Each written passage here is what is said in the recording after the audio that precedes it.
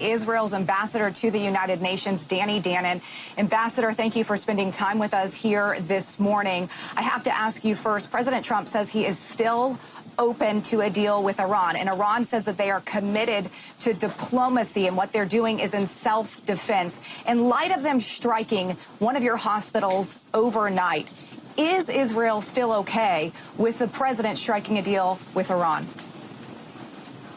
Well, there is nothing about self-defense is what Iran is doing. You know, we are showing as we speak the picture of Soroka Hospital in Beersheba, and it's obvious to all that Iran targeted a civilian center, a hospital in a city, not a military base, not an Air Force base, a hospital where people they come to get service, to get cured. That's shameful, and that shows with whom we are dealing now. You know, it's a regime that has no limits.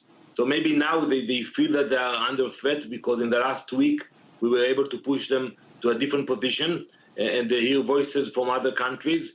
So they're trying to speak differently. But, you know, one should look at the actions of Iran, not at the words of Iran. And their actions over the last decades was to speak nice, but to move fast with their ambitions.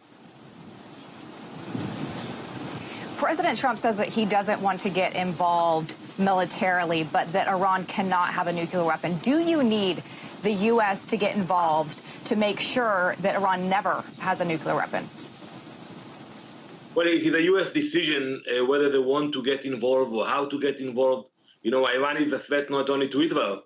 You know, they chant death to Israel, but before that, they chant death to America. They try to assassinate Prime Minister Netanyahu, but also try to assassinate President Trump. You know, they sent proxies to attack our soldiers, but also they attacked U.S. troops all around the Middle East. So it is up to the U.S. to decide how to do it, when to do it, if to do it. We are determined. We decided not to take chances.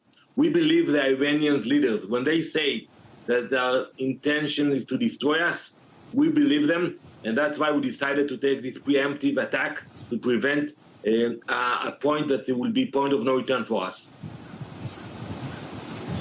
So tomorrow at the UN Security Council will be convening an emergency meeting at the request of Iran. You say that Israel will be present there. What can you tell the council that may change their mind? Anything?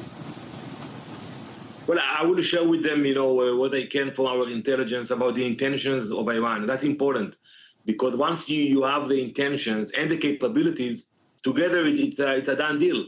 And I will show them that, you know, they have the ballistic missiles, they enriched uranium to a level that the IAEA declared that it's not for any peaceful usage, it's for military program. And they started to work on the mechanism of actually weaponizing those ballistic missiles. So we couldn't wait, and we will not wait. And you know, Lyndsay, I can tell you that I was surprised to hear the words of my colleagues at the UN. Many of them understand what we are doing. Many of them support us. Some of them doing it quietly, some doing it publicly. But they understand that Iran, they are racing to a nuclear bomb, and that is a threat not only to Israel, but to the entire world. So, Ambassador, what do you think the disconnect is between some of your colleagues at the UN? Because the latest UN report accuses Israel of extermination. So what are you seeing that they're not here? Well, you know, they lost moral clarity completely. You know, they mix the victim with the aggressor.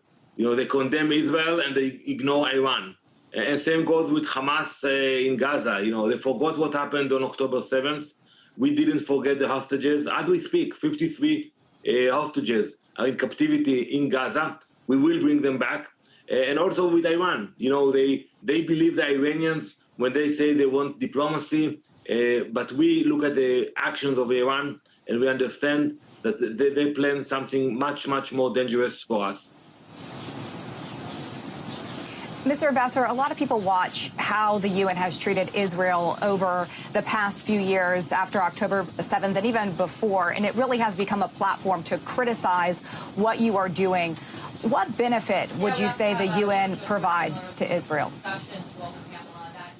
Well, UN is a hostile place for Israel, and especially now. Still, it's an important place, and I think together with the US, we can achieve a lot. We are expecting the ambassador-elect Waltz to arrive soon, and I'm sure together we can push back, we can fight back, we can achieve a lot. And you have to remember, the U.S. is funding the UN. Many projects is being funded by the U.S., and I think there's a lot of leverage for the U.S. So we hope that we can change course of the UN. It's still an important organization, but unfortunately, the focus is not on the right place. Another key thing I want to tell you about was Ambassador Danny Danon, really appreciate your time today. Hope to check back in with you in the coming days. Thank you very much, Lyndsay.